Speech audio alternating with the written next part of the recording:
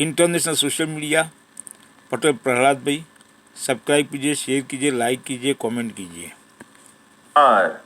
अगर आप वाकई संवेदनशील व्यक्ति हैं तो यह जान करके आपके पैरों के नीचे से जमीन खिसक सकती है कि हर दिन औरतों की तरफ से तकरीबन 1250 करोड़ घंटा अनपेड केयर वर्क किया जाता है।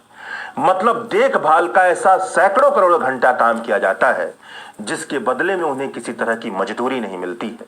अगर ग्लोबल इकोनॉमी में इसकी वैल्यू लगाई जाए तो वैल्यू तकरीबन 10.8 लाख करोड़ अमेरिकी डॉलर के आसपास होगी। यह राशि ग्लोबल टेक इंडस्ट्री के टोटल फाइनेंशियल वैल्यू से तकरीबन 3 गुना ज्यादा है।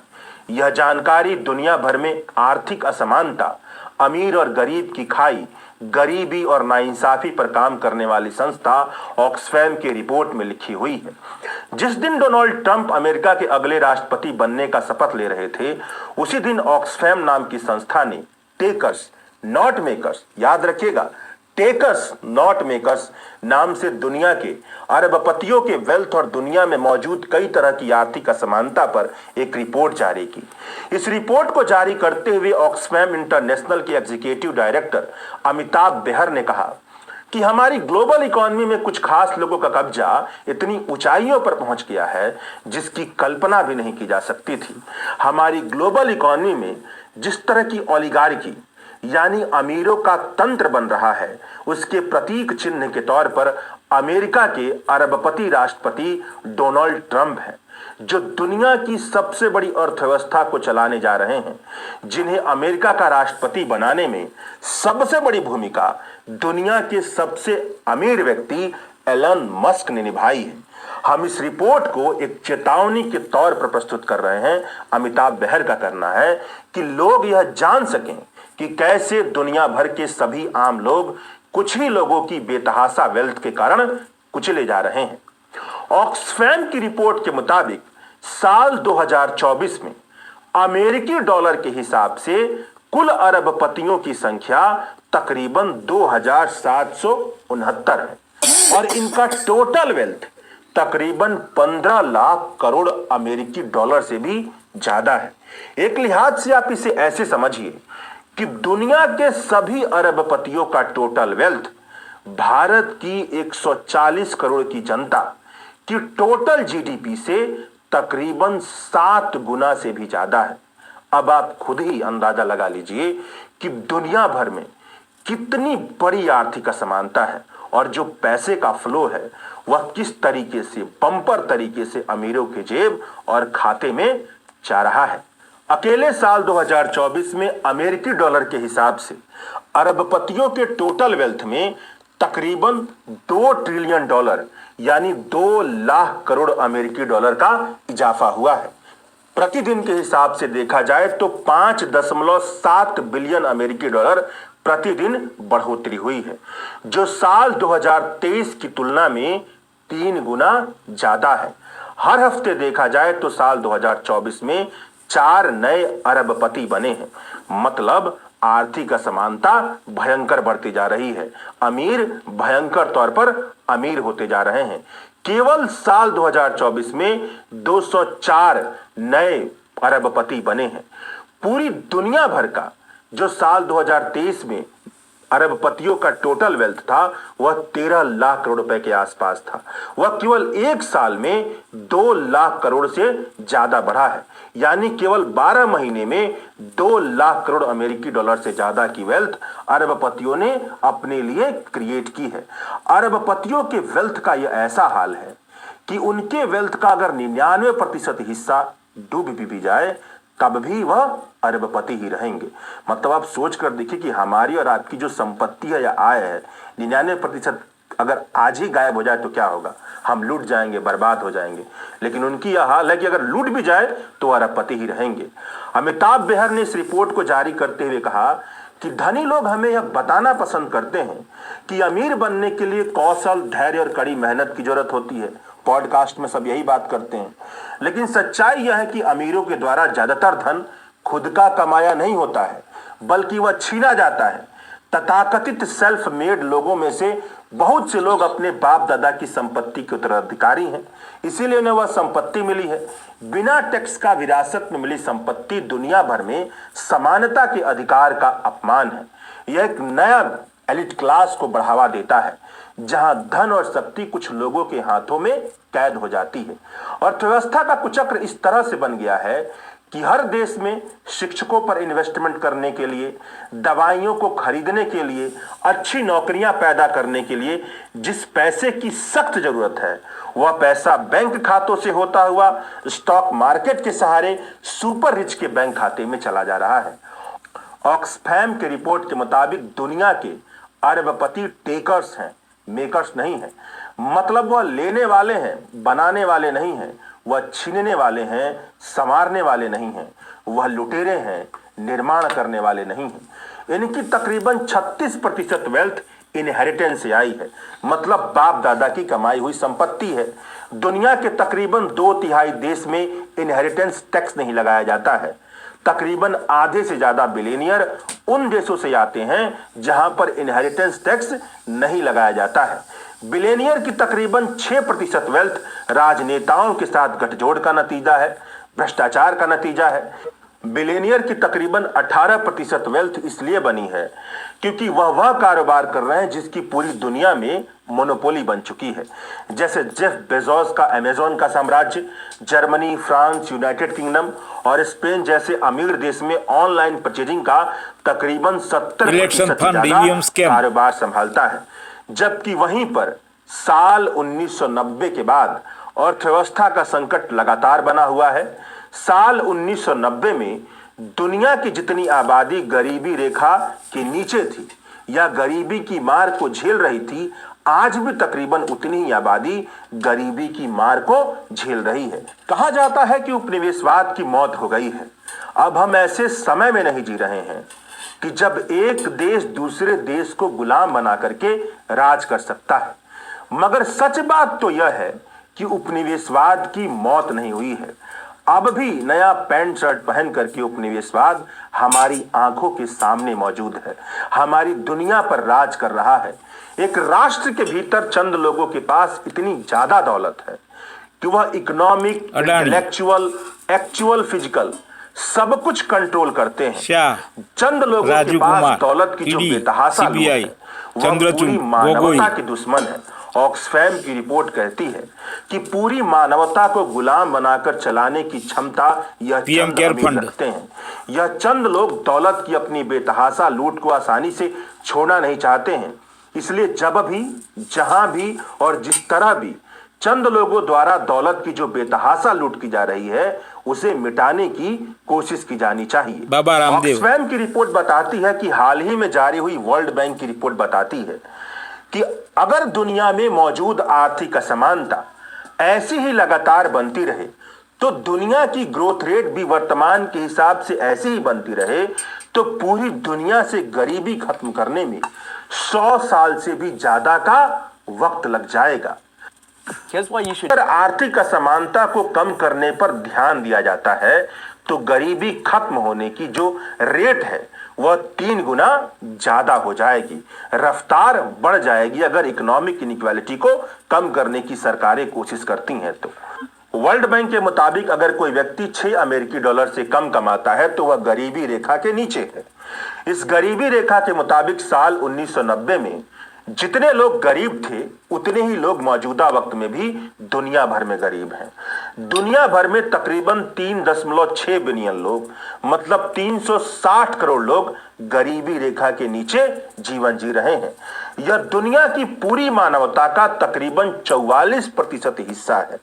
मतलब दुनिया का तकरीबन 44% हिस्सा इतनी भी कमाई नहीं कर पा रहा है कि वे केवल खाने पीने और रहने लायक जिंदगी जी पाए, जबकि दुनिया की 1% अमीरों की जो पूरी वेल्थ है, वह दुनिया की टोटल वेल्थ का तकरीबन 45% हिस्सा अपने पास रखती है। अगर औरतों की बात की जाए तो दुनिया भर में 10 में से 1 औरतें एक्सट्रीम पॉवर्टी लाइन के नीचे मौजूद हैं। मतलब वो दिन भर में $2 से भी ज्यादा नहीं कमा पाती हैं। $2 से कम ही कमाती हैं। वर्ल्ड बैंक के रिसर्चरों के मुताबिक पूरी मानवता का केवल 8% हिस्सा उन देशों में रहता है जहां पर आर्थिक असमानता बहुत कम है, यानी 92% वैसे देश में रहते हैं जहां पर इकोनॉमिक इनइक्वालिटी बहुत ज्यादा है।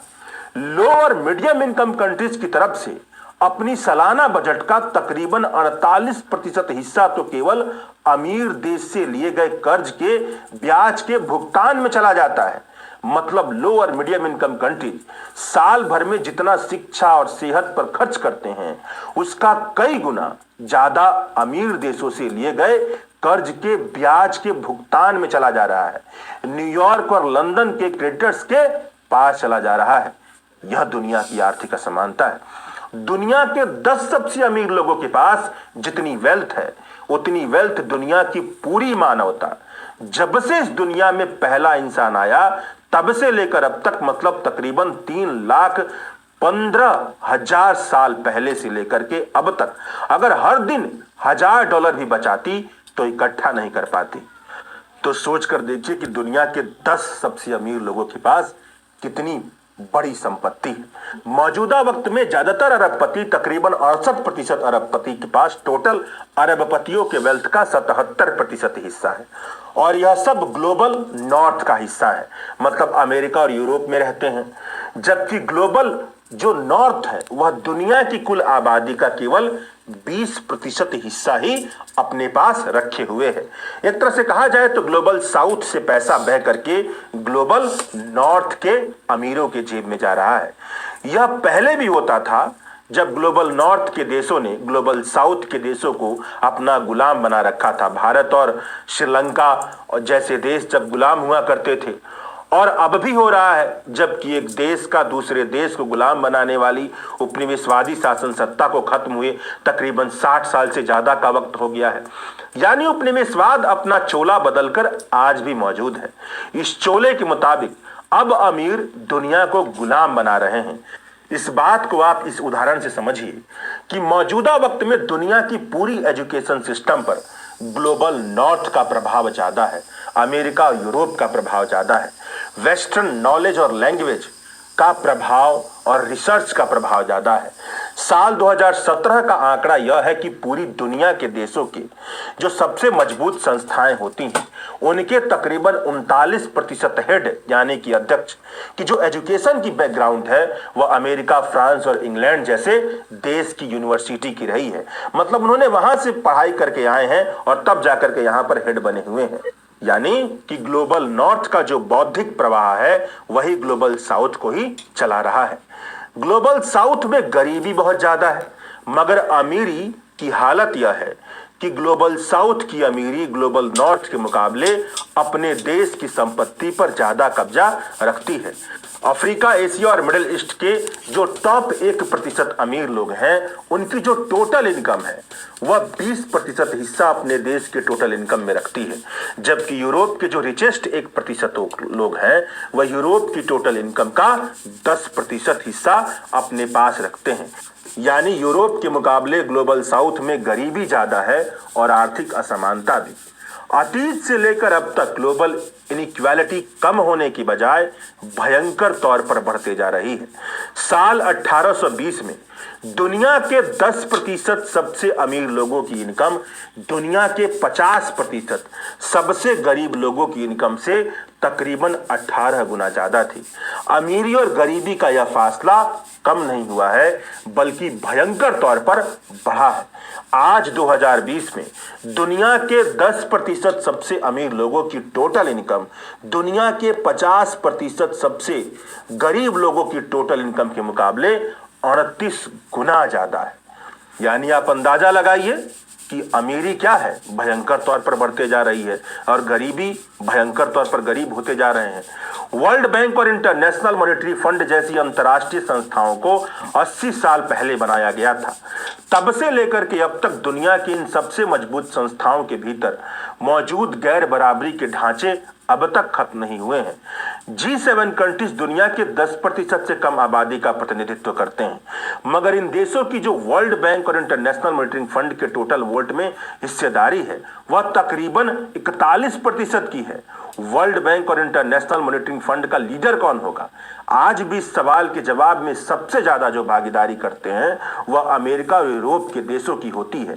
यही हाल यूनाइटेड नेशन सिक्योरिटीज काउंसिल जैसे महत्वपूर्ण संस्था का भी है, जहां पर दुनिया की 17% आबादी का प्रतिनिधित्व करने वाले यूरोपीय और ग्लोबल नॉर्थ के देशों के पास सबसे ज्यादा शक्ति है। यह गैर बराबरी बहुत ही ज्यादा महत्वपूर्ण है, क्योंकि इंटरनेशनल मॉनिटरी फंड और वर्ल्ड बैंक जैसे अंतर्राष्ट्रीय संस्था दुनिया की इकोनॉमिक सिस्टम और लोअर मिडिल इनकम कंट्रीज की आर्थिक नीतियों को सबसे ज्यादा प्रभावित करते हैं। या कहते हैं कि आप इस तरह से अपनी आर्थिक नीतियां बनाइए, इस तरह से अपना आर्थिक रास्ता तय कीजिए। यह हमेशा ऐसी नीति अपनाने के लिए दबाव डालते हैं कि गरीब मुल्क अपने नागरिकों पर जो खर्चा किया जाना चाहिए, जो जरूरी खर्चा होता है, शिक्षा, सेहत और जो जरूरी बुनियादी जरूरत है उसके लिए जो खर्चा किया जाना चाहिए, उससे कम एक्सपेंडिचर करे। रिसर्च बताता है कि एक ही तरह के काम करने वाले मजदूरों के बीच में ग्लोबल नॉर्थ में रहने वाले मजदूरों की मजदूरी के मुकाबले ग्लोबल साउथ के मजदूरों की मजदूरी तकरीबन 87 से 95% कम है। पूरी दुनिया की अर्थव्यवस्था को चलाने में 90% मजदूर लो और मिडिल इनकम कंट्री के लगे हुए हैं, मगर उसके बावजूद भी इनकी टोटल ग्लोबल इनकम में हिस्सेदारी महज 21% है। तो सोचिए, अमीर और जो गरीब देश हैं उनका कितना बड़ा फासला है। गरीब देश मजदूरी ज्यादा कर रहे हैं मगर उनकी इनकम सबसे कम है। दुनिया में मौजूद आर्थिक असमानता को खत्म करने के लिए ऑक्सफैम का सुझाव है कि टॉप 10% अमीर लोगों की टोटल इनकम बॉटम 40% गरीब लोगों की टोटल इनकम के मुकाबले कम की तरफ बढ़े।